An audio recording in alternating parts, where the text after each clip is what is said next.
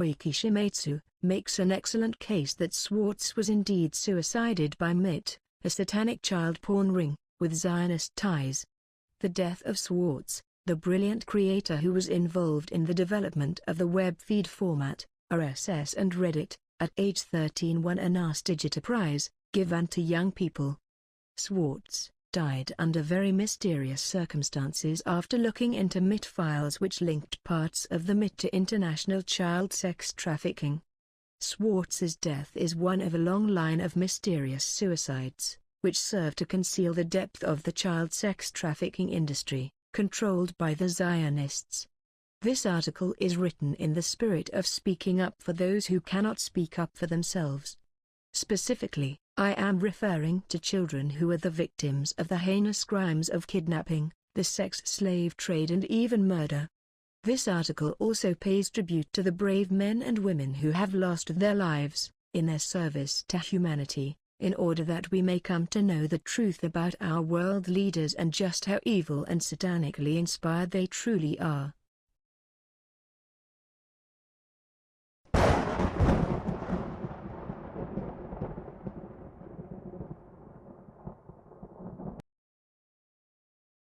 Was Aaron Swartz killed by M.I.T satanic child porn ring?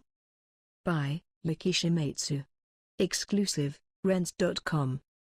Let us start by dismissing the prosecution's ludicrous charge that any programmer as talented as Aaron Swartz would dedicate his life to stealing an archive that dispenses academic papers for a few dollars apiece to the public or for free to students under department accounts.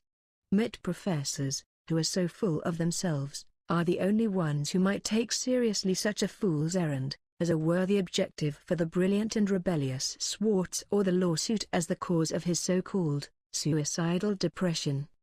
The mass media have been fed, and eagerly swallowed, the unpalatable lies hurled against a courageous young man whose guilt lies solely in his disgusted the online filth from respectable internet paragons, who have deviously corrupted the morals of his generation. America's leading Center for Computer Science has unleashed a campaign of slander against Swartz, who cannot defend himself through the media, or in the docket, now that he is dead. My personal regret is that he had to act alone without the guidance and support of those far-away people including myself who have been fighting against the same vile pedophile elite. In American society where tens of thousands of children disappear every year without any serious investigation or public concern, the young man assumed the burden of justice on his own and paid the ultimate price for it. Using the Jster issue as a mere cover for his covert investigation into M.I.T wrongdoing was an immature tactic, which now undercuts his reputation post-mortem. As a traditional journalist and editor, I have never before supported Anonymous and their hacking activity, but the untimely death of Swartz changes the rules of engagement. Striking at the nerve center of the military corporate, pharmaco, porno complex is an ethical duty, not a crime, one of few available means to defend constitutional law. To the morally reprobate professors and administrators at the Massachusetts Institute of Technology, I say unequivocally, you have started a war that will end when you fall on your swords. The culprit is M.I.T, not Swartz. No, it is not Aaron Swartz who should be on trial but that lofty institution of higher learning, M.I.T, which is responsible for the heinous crimes that led to his death. The risks taken on by Swartz, which so have threatened M.I.T, can be understood only through the issue of child porn, as orchestrated and produced by its acclaimed professors and distributed to their wealthy and powerful sponsors. The M.I.T cyber pimps cater to a clientele that includes the highest echelon of the State Department, major corporations, intelligence agencies, the military brass, and the White House.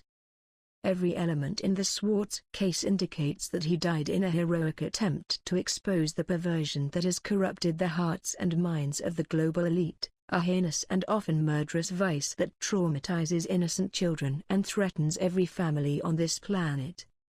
This exposition of the facts is a tortuous path that leads from the hallowed Ivy Halls in Boston to the outskirts of Phnom Penh, where a world-famous professor arranged underage sexual services for visiting dignitaries and sent encrypted child porn via satellite to illicit databases on the M.I.T. campus.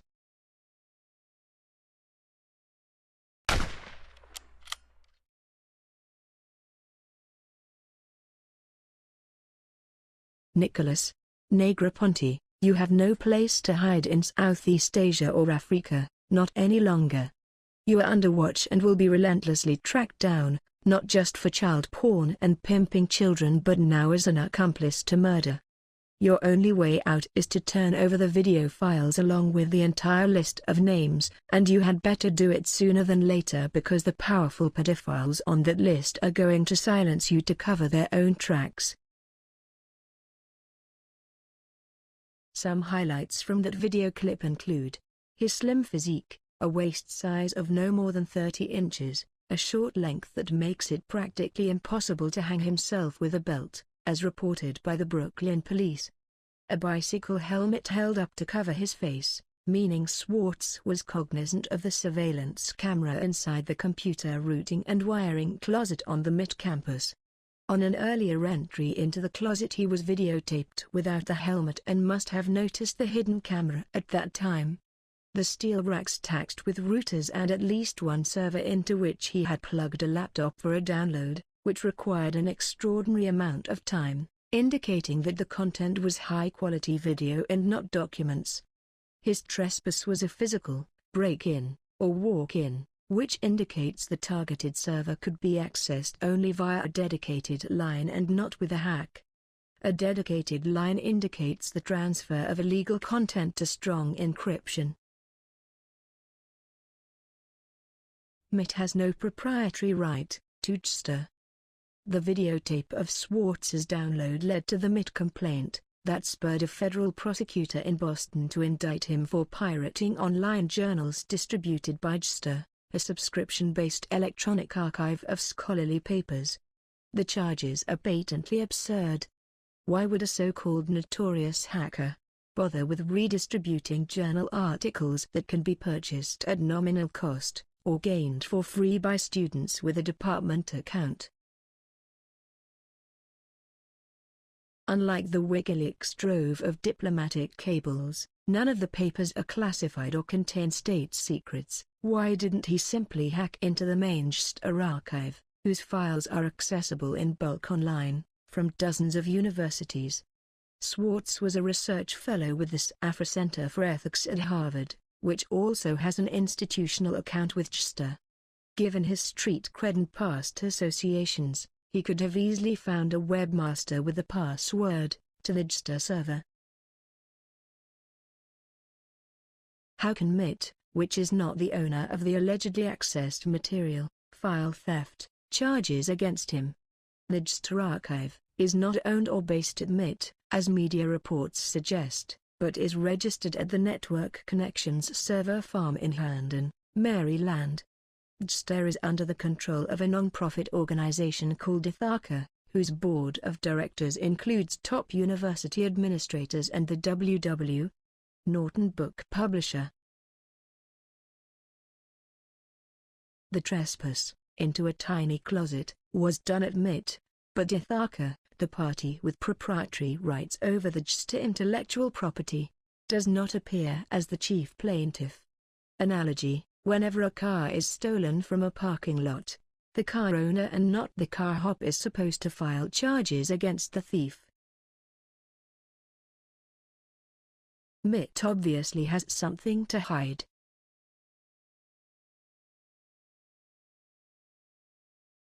When internet vigilantism becomes necessary, the mass media attributes the alleged suicide by short belt to depression without conducting any investigation into why Swartz might have been depressed. Article after article also describes him as a co-founder of Reddit, as if he was one of the principal partners who owned the bulletin board, which was later sold to Condé Nast and operated by its subsidiary Wired magazine. His employee stock option in the company is a normal practice in the tech startup field. Swartz complained about relocating to the San Francisco offices of Wired for a routine job that he dreaded. There was obviously more to his bleak mood at the corporate-run Reddit. Since he was not estranged from his parents and had an intelligent and attractive girlfriend, his foul mood seems to have arisen from professional concerns.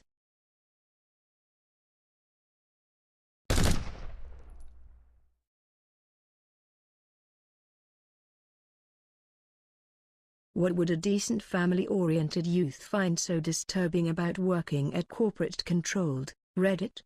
The bulletin board had gained profitable notoriety for its subreddit groups that promoted discussion and images on underage sex, snuff porn, violent rapes of adolescent girls, incest and abusive language. The crudest Reddit posts came from the internet's most disgusting troll, Violent Chris, who was later exposed as then 49-year-old Texas-based programmer Michael Bruch, a former soldier with a wife and children. Whenever a person of sound mind and intact morality tries to go against the child porn rings that are hiding in plain sight on the web, he or she learns hard lessons fast. The child porn pimps are well-organized, highly maneuverable, into new websites, massively funded and deeply connected to regulators and law enforcement. These demented monsters are capable of making vicious threats and meting out brutal revenge against their critics. Invariably, the child porn providers get away to start up again. Only insignificant subscribers are ever arrested in FBI and police roundups, indicating higher-up protection for the pedophile crime bosses. Pedophiles, admit Media Lab. The road from Boston ends outside Phnom Penh. From 2003 till 2009, I worked on and off in Cambodia with an international team of anti-pedophilia activists, who were volunteers and all of them fathers. The team came to Cambodia following up on a slew of leads, including photos of naked infants taken by Newsweek, Tokyo Bureau. Chief Bernard displayed the photos at the Foreign Correspondents Club of Hong Kong, a den of pedophiles connected with the Jimmy Savile case of satanic, sexual ritual abuse upon children. Former British Governor of Hong Kong, Chris Patten, is now widely suspected as a high-level protector of the satanic BBC rapist and his old boy circle. The FCCHK cancelled a rented room for an anti-pedophile seminar for which I was one of the invited speakers. Chris Patten. Lionized by CNN and Time, Krisha is the publisher of the English-language Cambodia Daily, whose staff was hostile to our presence in Phnom Penh. Earlier, I had known of Krisha's visits to North Korea, supposedly to provide food relief, when in fact he was visiting orphanages in the secretive dictatorship to select children for overseas education. In that same period, from the late 1980s throughout the 1990s, Chinese orphans were arriving at Boys Town in Nebraska, which became entangled in a scandal involving Senate pages supplied for underage sex services. Foreign NGOs, including child protection groups, were rabidly opposed to our team's direct action methods, which included supplying night vision video cams to the Cambodian police for nighttime stakeouts outside the premises of known child sex brothels. Anyone who thinks that habitual pedophiles can be stopped with billboards and television commercials has not a clue. On several occasions, I came close to fistfights to prevent foreign men from taking the motorcycle ride to the countryside outside Phnom Penh, where Vietnamese girls as young as 7 were being dolled up with makeup and offered to the highest bidder. Chief Bernard Krisha. When 2 of our team members, Caucasian fellows, tried to walk up a road that led to an orphanage helped by Krisha, according to staff pocketed the donations, they were blocked by Cambodian policemen wielding submachine guns. We then met with American-educated parliamentarians, who supported our campaign but said our effort was near hopeless since Southeast Asian refugee children are preyed upon back gay in the USA, where law enforcement was supposedly less corrupt than in Cambodia. A royal decree. After several foreign pedophiles were arrested and convicted on the basis of videotape evidence, the foreign community in Cambodia turned against our team in rage. Alarmed, diplomats at the embassies of the United States, Britain, France, Australia, New Zealand and Japan launched investigations against our team members on any minor charge they could dig up in their home countries. Meanwhile, the paedophile community was panicked because some of their members agreed to have a beer with our teammates to discuss the impact of the arrests. One employee of Ngo was murdered, and the blame was pinned on our resident team member, who later was brutally injured and nearly killed in a staged accident. The local politicians were starting to worry about the war inside the expat community. King Sihanouk and Queen Monini. Son, King Norodom Sihamoni.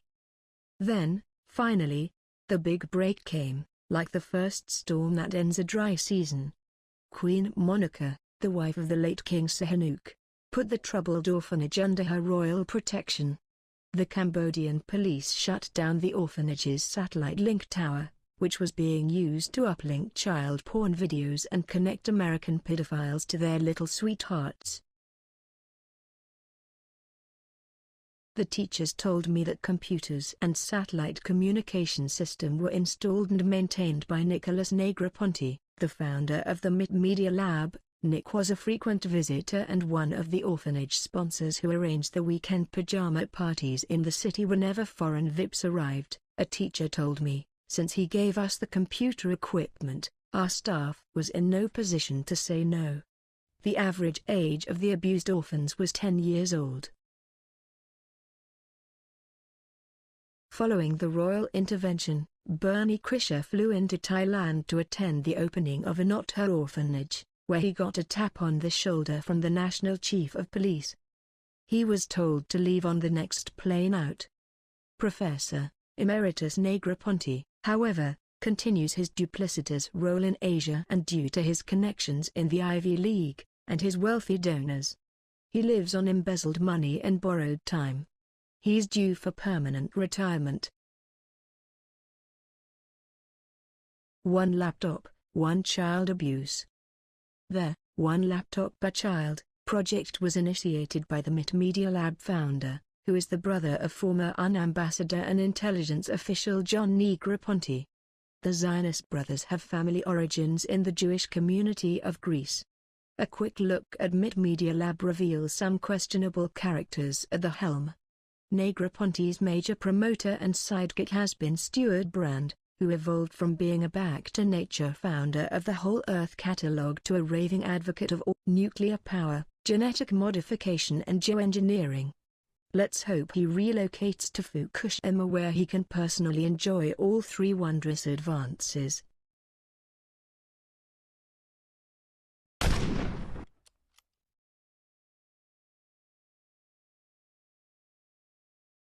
Walter Bender, founder of Sugar Labs, which developed the One Laptop Per Child project's Zo1 children's machine, the communication tool of choice for pedophiles to communicate with their little brown lovers.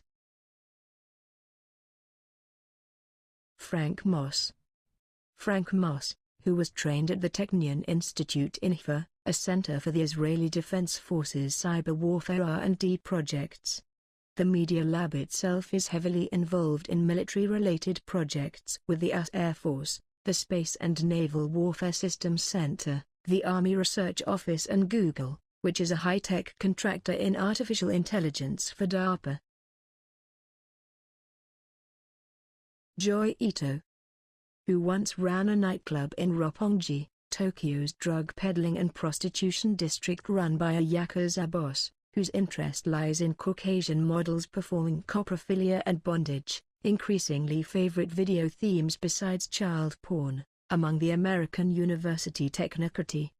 Since he never earned a higher degree, Ito's main qualification is apparently his status as godson of Timothy Leary. For those who were an hour too stoned to comprehend political reality, Leary began his drug experimentation as a psychologist for the MKUltra mind control program, and became a proselytizer of hallucinogens under a CIA PSYOP campaign, to disable the anti-war movement.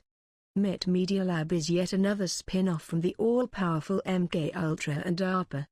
No wonder it's been producing child porn and involved in overseas pedophilia. The One Laptop program is a clever vehicle to provide early sex education to children across impoverished Asia and Africa who have yet to reach pubescence. A disturbing pattern.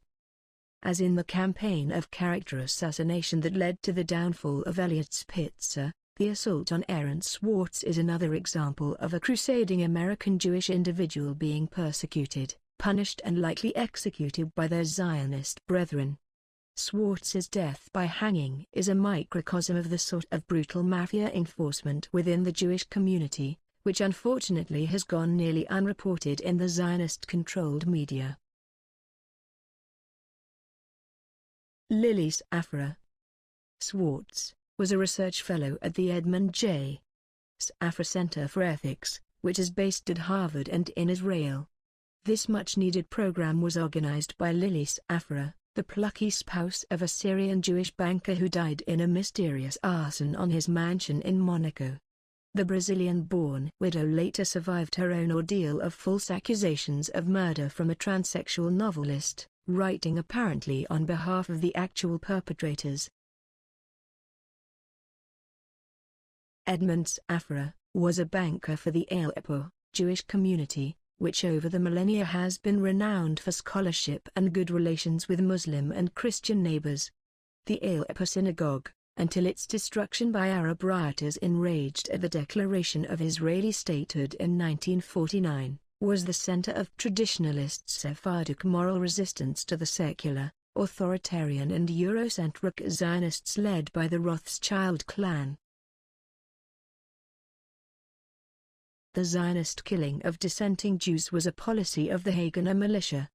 The newborn Israeli state, under President Yitzhak Ben-Gvir, a leader of the Rothschild-backed Haganah, ordered the extrajudicial execution of outspoken Dutch Jewish activist Jacob de Haan, who proposed the Jews should support a non-religious state of Palestine shared with Arabs, instead of endorsing the bigotry of a separatist entity.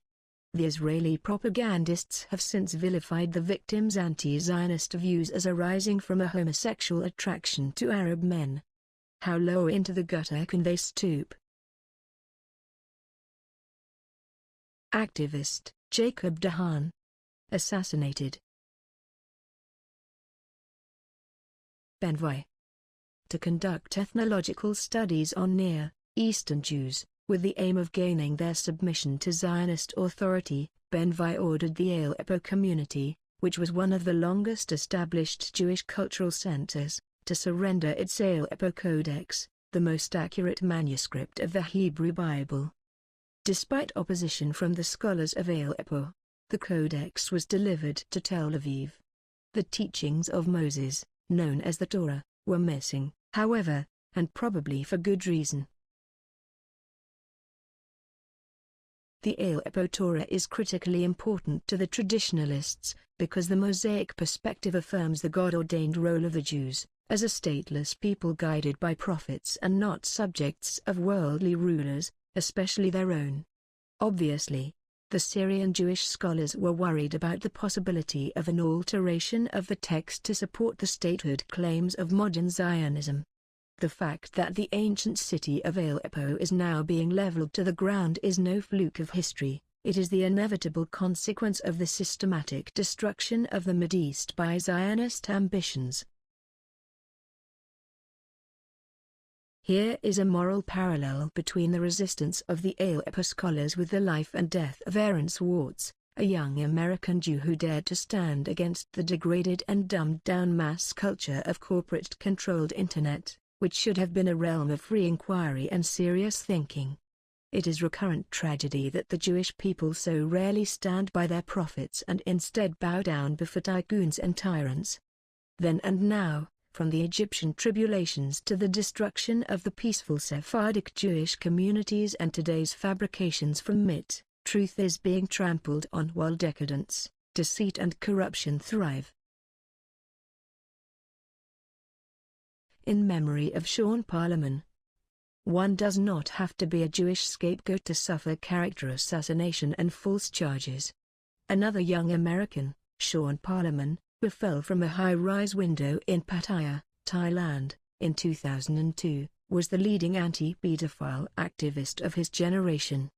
Like Swartz, he was falsely accused by his foes, in his case with the preposterous charge of engaging in sex with an underage police informer he had met in a jail cell. Soon thereafter, the notoriously corrupt Pattaya police came to serve him with an arrest warrant, and it was they who reported that he had leapt out a window to his death. While facing death threats and vilification from the entrenched foreign pedophile network in Thailand, his Wikipedia biography is pure slander written by the perverts. Parliament started investigating child trafficking across the Burma border.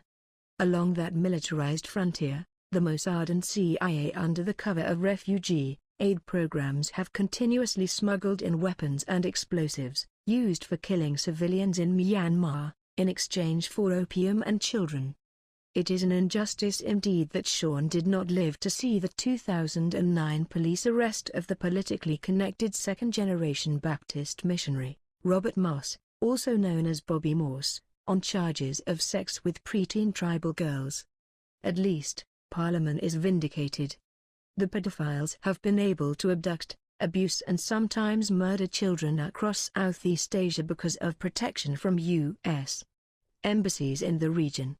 The unofficial but widely recognized dean of the criminalized diplomats is Ralph Skip Boyce, former ambassador to Jakarta and later to Bangkok. It was during his tenure in Thailand that Negroponte and Krisha set up shop in neighboring Cambodia. It was earlier during his years in Indonesia that the skeletal remains of more 50 boys were discovered inside a cave in Bali. Anti-pedophile activists call him Ralphie Boys.